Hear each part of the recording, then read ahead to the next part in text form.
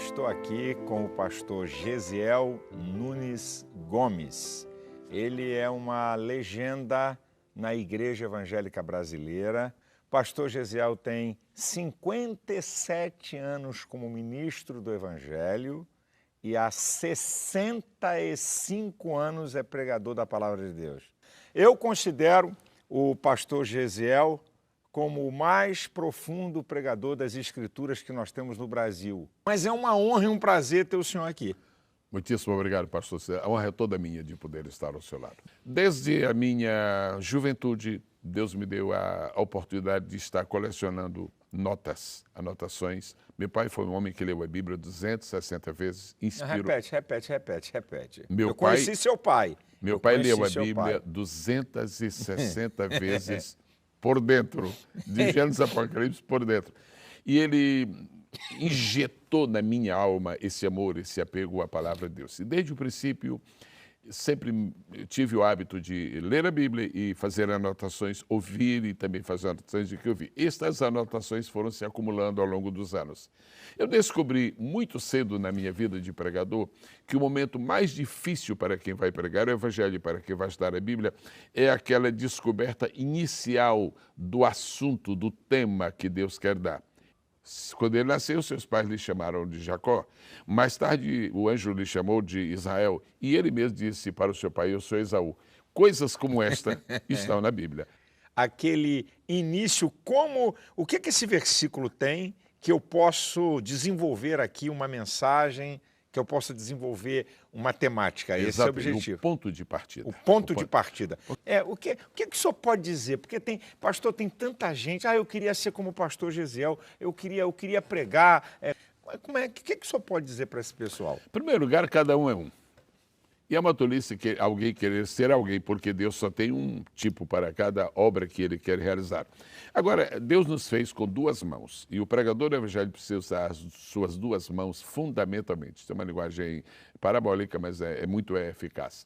Com uma mão serve para nós irmos para baixo, cavar, buscar o que Deus já revelou para outras pessoas. Isso nós chamamos de investigação. O pregador que não investiga, ele não dispõe de elementos nenhum. Todas as pessoas querem, quando ouvem uma palavra, saber de alguma coisa que não ouviram antes, de alguma coisa que não lhes estava bem clara e que finalmente se tornou fácil de assimilar. A mão que vai para baixo é a mão que investiga, mas existe uma outra mão.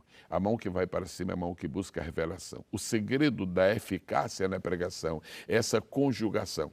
Se a pessoa somente busca aquilo que já existe, a investigação, ele se torna, na verdade, um teórico na exposição da palavra. Agora, se ele busca somente a revelação, ele pode se tornar um pouco fanático. Essa mescla faz com que nós recebamos a palavra com precisão. A investigação e a revelação. Agora, quando a investigação e a revelação se encontram, o pregador precisa de um terceiro elemento, a inspiração, sem a qual você não consegue também sucesso. Em algo prático, qual é a instrução que o senhor dá? Em primeiro lugar, conheça a Bíblia. Conheça a Bíblia. A Bíblia é o livro de Deus e não existe alternativa para ela. Por exemplo, quando eu estou comentando o primeiro conto de Jesus com Simão, Jesus disse assim, tu és Simão, filho de Jonas, tu serás chamado Pedro. Não precisa ser um teólogo para entender este versículo. Agora precisa de graça para explicá-lo. Em 1 minuto, Jesus disse 3 coisas para Simão. O teu passado, tu és filho de Jonas. O teu presente, tu és Simão. O teu futuro, tu serás chamado Pedro. Aí está a mensagem. Esta é a noção básica. Agora, o que existe hoje de complicado no púlpito, o pastor Silas, é que as pessoas acrescentaram um quarto elemento. Eu falei, o senhor repetiu, investigação, revelação e inspiração. Eles incluíram um quarto que Deus não aprecia, especulação. Pregador do Evangelho não precisa de especular. Eu vou colocar com muito respeito um quinto. Manipulação. Porque isso para mim, e lamento, pastor, isso é uma vergonha no movimento pentecostal. Porque manipulação, quem se utiliza, lamentavelmente, é aquela história.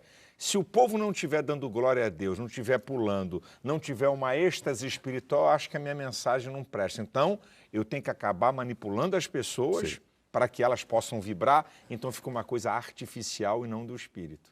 Quando a pregação do evangelho atinge a emoção, é extraordinário. Agora, quando termina de ouvir, termina a emoção. Quando atinge o entendimento, ela Perfeito. prossegue. Ela prossegue. E é preciso isso, mensagens das quais a pessoa pode se lembrar 1 ano, 2, 3, 4, 5, 10 anos depois. E é uma característica sua, falar palavras que podem se lembrar mais tarde, alguns anos depois. Há uma observação a ser feita. Ultimamente, os pregadores já não querem mais falar sobre o Novo Testamento. É como se estivesse esgotado. E há pessoas que acham que se um pregador é, por exemplo, famoso e ele prega sobre um texto muito conhecido, parece que ele está descendo. E é exatamente a ideia que nós contraremos aqui. Nós vamos descobrir nos evangelhos, por exemplo, algumas mensagens tão novas e são verdadeiramente revolucionárias. Quando chega, por exemplo, do Evangelho de São João, nós temos tanto material, tantos elementos em João, que é preciso voltar a isto. A Bíblia não envelheceu. Amém. Glória a Deus.